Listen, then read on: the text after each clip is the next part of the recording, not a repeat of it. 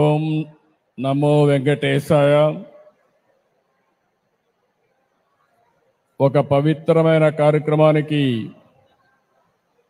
ఈరోజు మనం అందరం కూడా భక్తులందరం ఇక్కడ సమావేశం అయ్యాం. ఈ కార్యక్రమంలో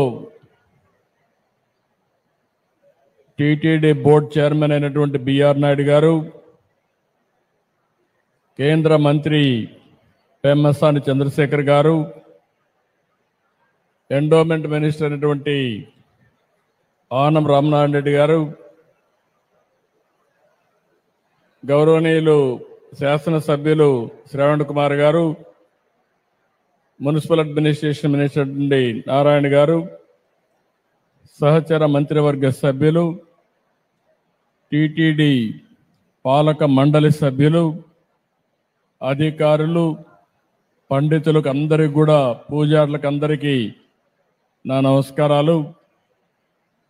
ఈరోజు మనందరం ఒకసారి ఆలోచిస్తే ఒక పవిత్రమైన దేవాలయం వెంకటేశ్వర స్వామి దేవాలయాన్ని మనం ఇక్కడ నిర్మాణం చేసుకోవాలని ఒక సంకల్పాన్ని చేశాం. కలియుగ దైవం అమరావతి, దేవతల రాజధాని అమరావతి అయితే మన రాజధాని అమరావతి. అంటే ఈ రెండు కూడా ఏ విధంగా సింక్రనైజ్ అయినా ఆలోచిస్తే, ఇంకొక పక్కన మన రాష్ట్రంలో కలియుగ దేవుడు వెంకటేశ్వర స్వామి ఇక్కడ ఈ యుగంలో అవతరించారు. ఇది ఒక ఆలోచన.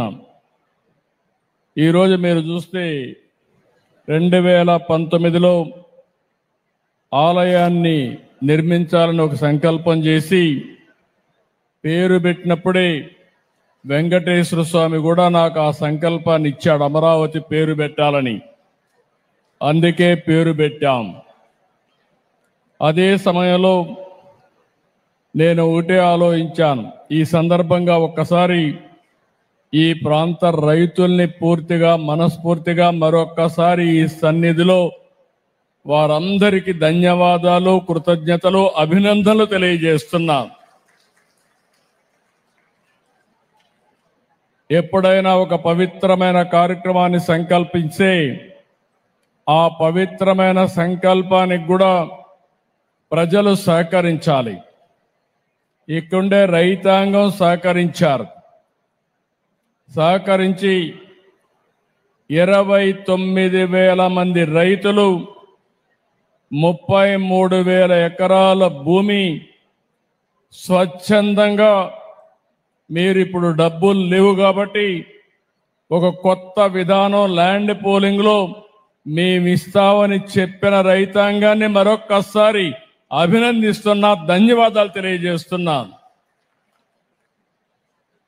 దానిపైనే ఆ సంకల్పం కూడా మీ అందరిలో వెంకటేశ్వర స్వామి కల్పించాడని